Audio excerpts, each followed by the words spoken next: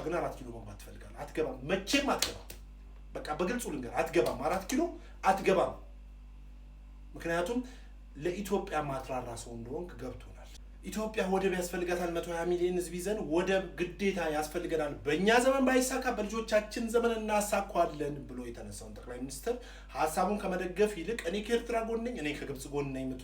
በነገራችን እንደዚህ አይነት የግል ኢንተረስታችሁን ለማስጠበቅ የየትኛውንም የባንዳ ሀገር ድፍድፍ ፖለቲካ ተገታችሁ መጣችሁ በየሚዲያው አታቀርሹብን። ፈረስ ናችሁ፣ ይጋልቧችኋል። ከከከም ነው የሚያደርጓችሁ። ፕሮፌሰር ነህ፣ ተመራማሪ ነህ፣ አንብበሃል ምናምን መሀይም ነህ። ሀገር ላይ የምትደራደር ከሆነ አንፈልግህም፣ እንዳትሸወድ ብራዘር። ወደብ ቢመጣ ለኢትዮጵያ ህዝብ ኑሮ ለከበደው ትልቅ ጥቅም ነው። ጠቅላይ ሚኒስትሩ በግል የሚጠቀመውን ልዩ ጥቅም የለውም ወደብ በማምጣቱ። እንዴ እናንተ 4 ኪሎ ለመግባት የትኛውንም አማራጭ የኢትዮጵያ ህዝብ ጥቅሙንም ምኑንም ይጣ፣ እኛ ግን 4 ኪሎ ብቻ እንግባ ብላችሁ እንዴት ትታገላላችሁ?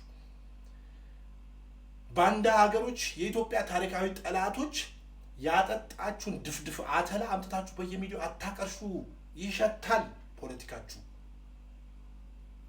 ለወጣት በቃ ተው። 27 ዓመት በነገራችን 27 ዓመትና ከዛም በፊት በሰላማዊ ትግልና በሐሳብ ትግል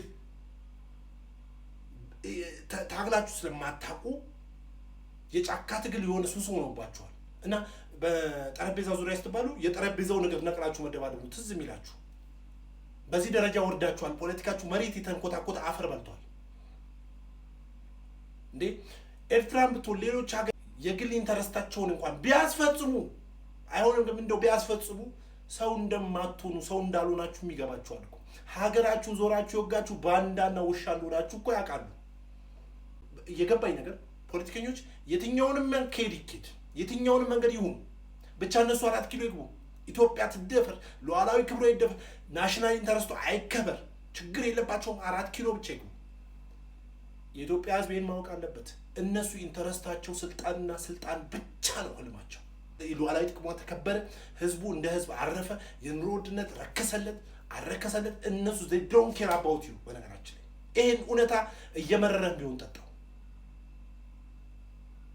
ለዛ ነው ኤርትራ ሲባል እኔ ከኤርትራ ጎን ነኝ፣ እዋጋለሁ፣ ከግብጽ ጎን ነኝ፣ አብሬያት ነኝ ማለት በነገራችን አትሰማህም። እንዳንተ ውሻ ባንዳ ኤኒታይም እንደምትገለባበጥ ስለሚያውቁ ለሀገሬ ያልተመለስክ ነገ ዞረ ለነሱም እንደማትመለስ ስለሚገባቸው እንደ ፈረስ ብሎ ይጋልቡና ይጠቀሙና መሀል አስፋልት ላይ ጥሏል። ዝም ብለህ እሺ እያልክ ትኖራለህ። አብልቶ ያሳደጋችሁን ወላጅ አባታችሁን እናታችሁን ለመውጋት ምንም አታመነቱም። ኦኬ ይሻላል፣ በዛ በኩል ይጠበቃል ኢንተረስታችን። ስለዚህ እናስፈጽሙ።